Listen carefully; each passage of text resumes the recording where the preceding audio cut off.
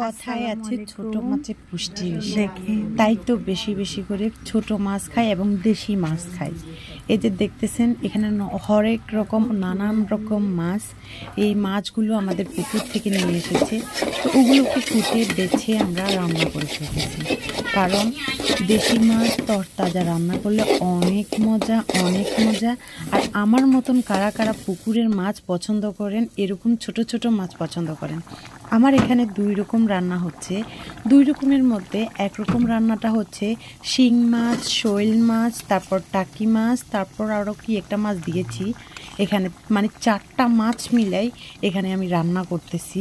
এগুলো রান্না করতেছি বড়দের জন্য, বাচ্চার জন্য আর বাচ্চার বাবার জন্য। শিং মাছও আছে, ঝাগুর মাছও আছে, মানে 5-6টা মাছ মিলে রান্না করতেছি। এখানে আমার রান্নাটা আস্তে আস্তে কমপ্লিট। এখানে আরেকটা মাছ রান্না করতেছি, সেটাও খুব সুস্বাদু, খুবই পুষ্টিকর। আর আপনারা বেশি বেশি করে পুষ্টি মাছ খাবেন। পুষ্টি মাছে যে এত পরিমাণ পুষ্টি আছে কি বলবো, আমি ছোটোবেলায় থেকে শুনেছি। এই যে এগুলোকে আমার বাসায় বলে খইয়া মাছ, আপনার বাসায় কি বলে অবশ্যই আমাকে কমেন্ট করে জানাবেন। আর অবশ্যই আমার ভিডিওটা যদি আপনাদের ভালো লাগে সাবস্ক্রাইব করে দিবেন, এবং কি আমার পাশে থাকবেন লাইক কমেন্ট শেয়ার করে। আমিও আপনাকে সাবস্ক্রাইব করে দিব, লাইক কমেন্ট শেয়ার করে আপনার পাশে থাকব। আজকে আমার এই ভিডিওটা সাধারণত করতেছি আপনাদেরকে এই জন্য যে পুষ্টিকর জিনিস খান, শরীরে ভালো থাকবে। আরেকটা কথা, পুকুরে পুষ্টিকর জিনিস পালাবেন, পুষ্টিকর মাছ দিবেন, মাছকেও পুষ্টিকর খাবার দিবেন, দেখবেন আপনার জন্য পুষ্টি এমনি হয়ে যাবে। আমার তরকারিটার কালার কীরকম হয়েছে অবশ্যই কমেন্ট করে জানাবেন। আর আমি খেয়াল করি আমার অনেকগুলো ভিউজ হয়, কিন্তু আমার কোনো সাবস্ক্রাইবার হয় না, কোনো লাইক হয় না, কোনো কমেন্ট হয় না, কোনো শেয়ারে হয় না। কেন ভালো লাগে না আমাকে? আমার তো সবাইকে ভালো লাগে, আমি তো সবাইকে লাইক করে দিই, সাবস্ক্রাইব করে দিই, কমেন্ট করে দিই, তারপর আপনার সব কিছু করে দিই।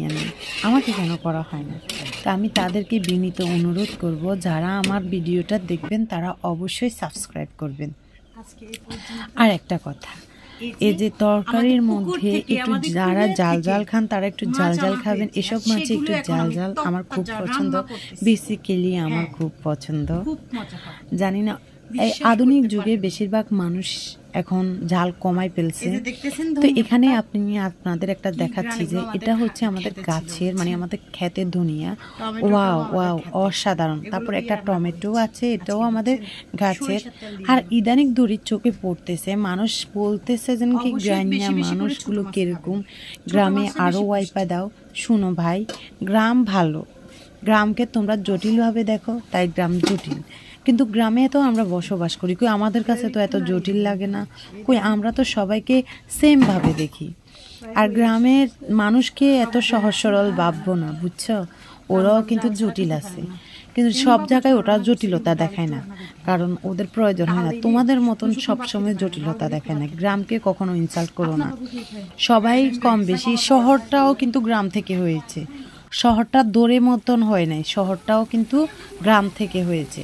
তাহলে অতীত ভুলে গেলে তো চলবে না। আমরা সবাই গ্রামের মানুষ, আমরা সবাই গ্রামে থাকতে ভালোবাসি। আচ্ছা, আমাদের কাছে যদি টাকা পয়সা না থাকতো, আমরা কি দালান কোঠা করতে পারতাম? নাকি আমরা এত বড় ব্যবসা করতে পারতাম? নাকি একটা শহর গঠন করতে পারতাম? শহরটা গঠনও তো করে গ্রামের মানুষ। তাহলে আমার জন্মভূমিটাও তো গ্রাম। গ্রাম মানে গ্রাম, গ্রাম বাংলাকে কখনো তোমরা যেভাবে ইনসাল্ট করতেছো আসলে গায়ে লাগতেছে। তো ওই তরকারি তো সবগুলোই শেষ, আর তরকারির শেষে একটু ছিটিয়ে দিবেন ধনিয়া। Wow wow. আজ এই পর্যন্ত, আল্লাহ হাফেজ।